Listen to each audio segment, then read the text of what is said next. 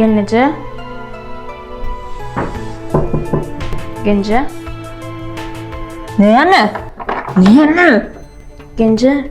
Cima çıktı da azıcık çörek göreyim de. Neyme çörüğü? Sağada dere şu adam bir çörek var yerine geç kömürle yatar.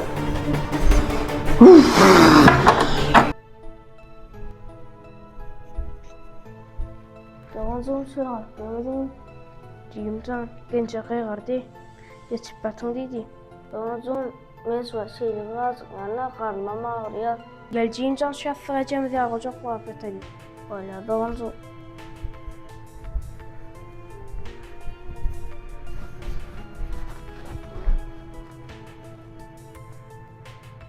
Doğanzım. Şu an yine de azıcık yana. Cimcan sen şu an yat. Ertimentan yerden çıkma haridir. Öyle doğanzım.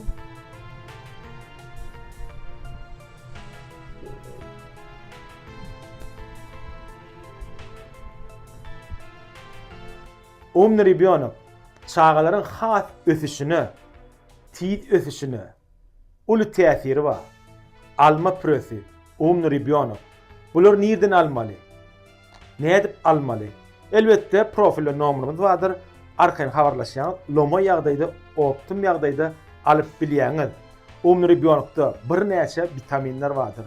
Olary Vertera'nın sahypasyna girip görseňiz, ähmet maglumatlary dogry we dogry aýdyp berýärler. Aşağıda profilini goýýar, Vertera'ň arkaň girip himme umnuri biyonuk baradaky maglumatlar alıp bilýäňiz. Umnuri biyonuk alma prösi sizin bilen.